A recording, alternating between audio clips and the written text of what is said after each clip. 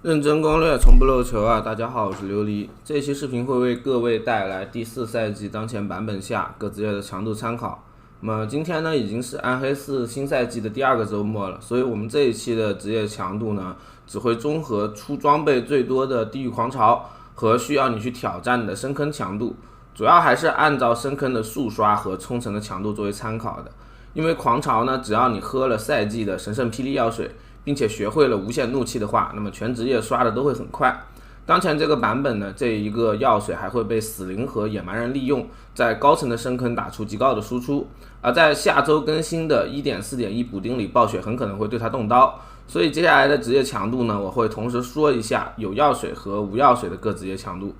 那么首先是个人认为当前排名第1的野蛮人，在获得了药水的力量之后，这一职业的极限冲程强度会来到140层左右。但如果你用极限冲程的玩法打日常速刷会不太舒服。不喝药的情况下呢，经济玩法也能有130层起步的情况。这个玩法主要的思路是靠职业机制堆积达到数十万的生命值，然后靠挑战怒吼转化为荆棘再进行输出。冲程呢，同样需要大量的小怪来配合威能。速刷方面，这些都不如猛击类的打法来的舒服。而猛击之所以强力，是因为回火配方中猛击的剁切伤害显示是加法，但实际上是乘法。所以呢，前期你把几把武器回火了猛击之后，就能有着非常高的输出，开荒也会非常效率。成型之后，如果你有军帽加溶解的话，90到100层可以实现完全不躲任何技能的战撸。而野蛮人的缺点就是4把武器都需要回火，而且呢，你不同的玩法回火和金造的词缀都不同，需要花费你大量的时间去搞装备和理解 BD。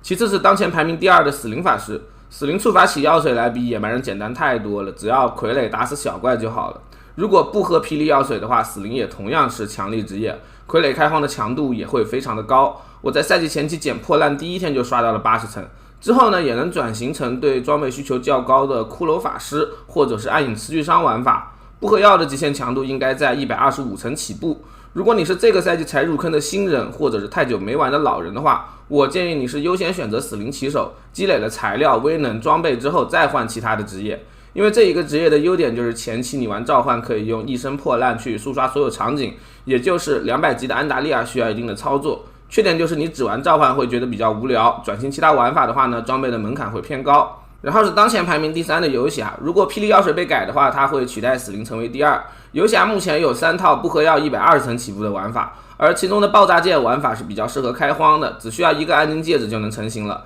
但速刷的体验不是很好，很多时候都需要看这个剑的心情，你需要花时间去适应这一技能的手感。破坏逆行剑成型之后非常的爽，可以一键速刷狂潮深坑各种 BOSS。缺点呢就是破坏玩法的装备很难搞，这个刺杀回火配方你看上去像是1/4概率出异伤，实际操作起来有1/6都算你运气好了。就算装备成型了，想要深坑打得舒服，也需要最少全身加4到8的金造。但你能满足这些条件之后，玩起来是真的很爽。而破坏穿透剑的装备就比它更难凑了，建议是有大号的情况下慢慢转型，先凑一个爆炸剑或者低配的密星剑，刷几连狂潮来慢慢攒装备。